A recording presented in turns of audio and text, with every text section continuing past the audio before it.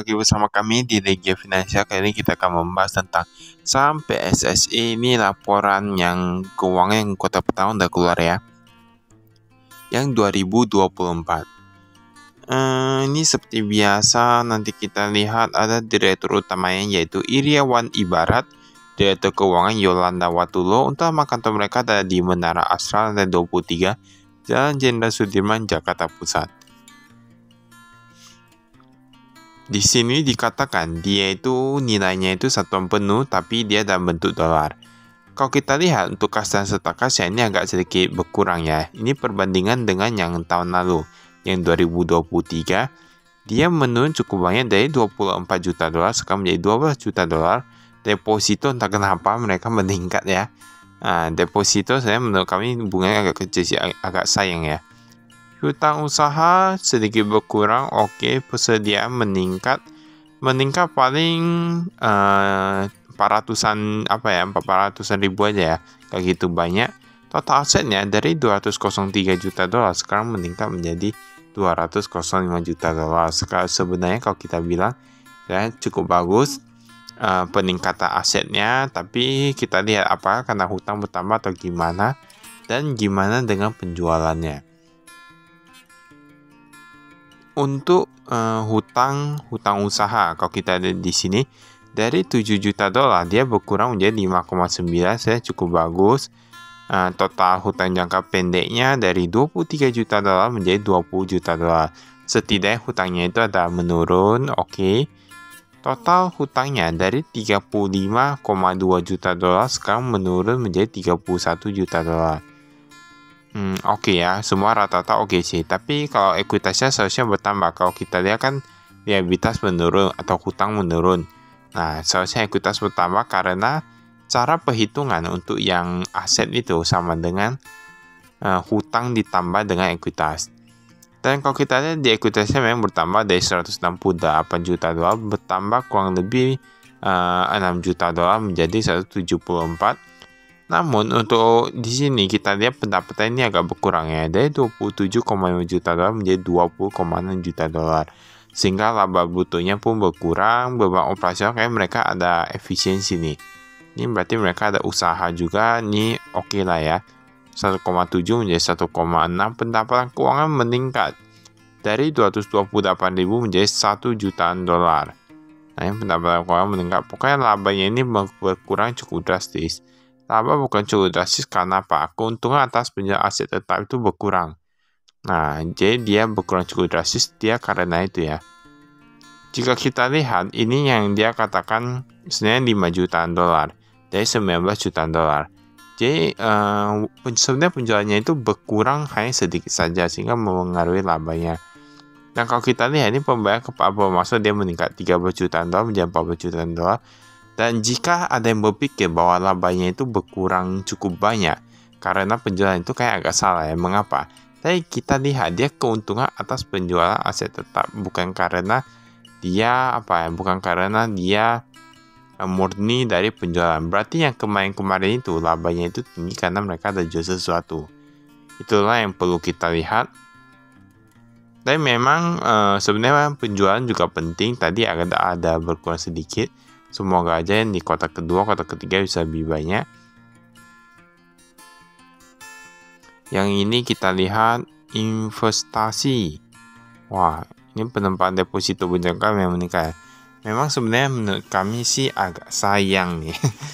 Agak sayang kalau perusahaannya itu punya cash segar taruh di deposito. Tetapi gak bisa dibilang juga. Mengapa? Karena ada juga perusahaan yang dia taruh deposito dia untuk mendapatkan pinjaman gitu ya. Dia gak bisa tarik ataupun ada tabungan yang gak bisa ditarik karena dia dijaminkan. Nah, apakah perusahaan ini ada menjaminkan atau enggak nanti kita lihat. Di sini ada presiden direkturnya, komisaris, Loniap Joan, lalu Diris Halim, Iriawan Barat. Kita lihat di sini dia dikatakan sekretaris perusahaannya ini agak berganti ya, sudah berganti. Dari Mega Fieri menjadi Desi Femilinda. Nah, dari sekretaris perusahaan seharusnya nggak gitu berpengaruh sama operasional sih. Kayaknya yang lebih berpengaruh yang direktur manajemen, komisaris gitu-gitulah ya.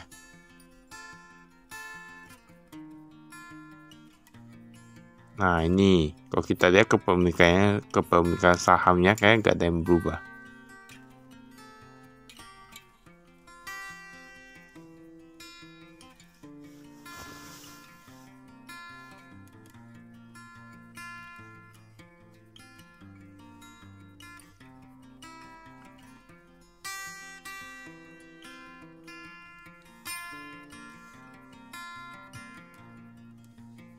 Yang ini kita skip ya.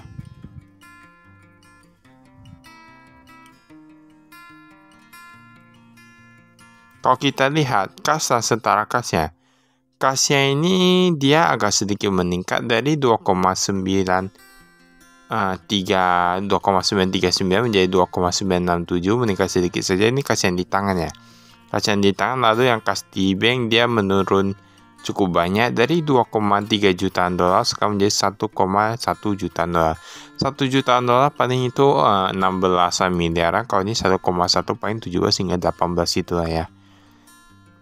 Ini paling banyak mereka taruh di Citibank. Wah, ini dolar AS ya ini meningkat nih. Kalau dolar AS meningkat dari 151.000 menjadi 214.000 dolar. Mereka paling banyak taruh di Citibank. Kalau yang dolar, kalau yang rupiah mereka paling banyak taruh di Bank Mandiri. Nah ini ada deposito berjangkanya, ada Citibank, ada Bank Mutiara, Bank Mandiri. Nah pertanyaannya, tadi kan kita lihat kayak deposito berjangkanya itu banyak meningkat, tapi kok yang di sini kok menurun ya? Kok cuman paling 11-an juta dolar, bisa cuma sedikit ya. Tapi kalau perlu kita ketahui itu kadang ada yang dijaminkan. Nah ini dia udah katakannya ini dijaminkan. Ini ada yang Citibank, lihat kas dan setara kas dan deposito berjangka. Ini yang sebagai jaminan atas pinjaman bank. Nah berarti dia kalau yang total deposito berjangkanya dari 46 juta dolar sekarang menjadi 62 juta dolar. Jadi pertanyaannya ya, berarti kebanyakan ini depositonya itu dijaminkan. Dia bukan berarti dia deposito murni kayak gitu. Kalau dia deposito murni itu, dia agak sedikit kecil ya jumlahnya dibandingkan dengan tahun lalu. Piutang usaha PT Samudra Nusa Perkasa. Ini pokoknya piutang usahanya ini menurun ya dari 12 jutaan dolar menjadi 10 jutaan dolar.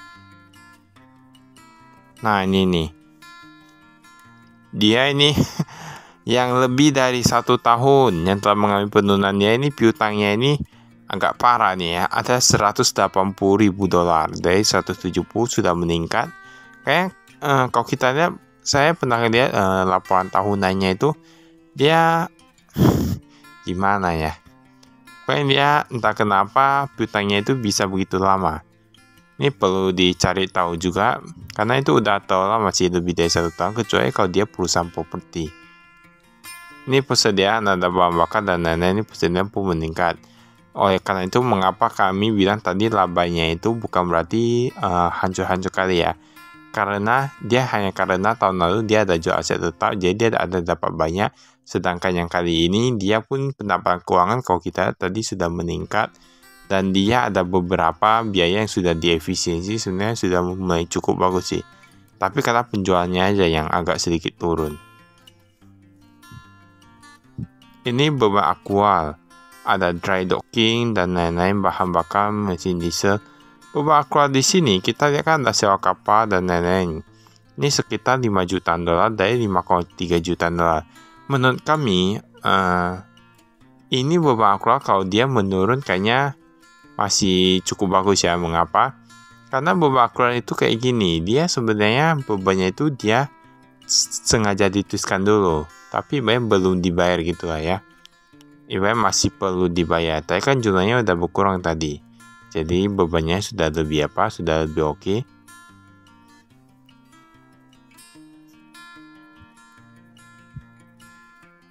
Ini kewajiban imbal pajak kerja. Nah, tingkat kenaikan gaji 8,5%. Sebenarnya agak cukup tinggi sih menurut kami.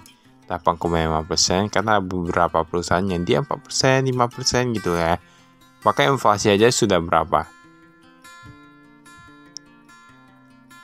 Ini gaji dan imbalan jangka pendek untuk dewan komisaris. Wah, berarti ini fair ya perusahaannya ya. Ibaratnya ketika kinerjanya agak kurang, nah imbalan untuk yang komisaris dan dia itu berkurang, berarti fair dia. Dan untuk yang ini, untuk yang segmen ini, kalau kami lihat memang masih lebih banyak yang kapal muatan ya. Tapi kayaknya jumlahnya udah berkurang. Jangan udah berkurang.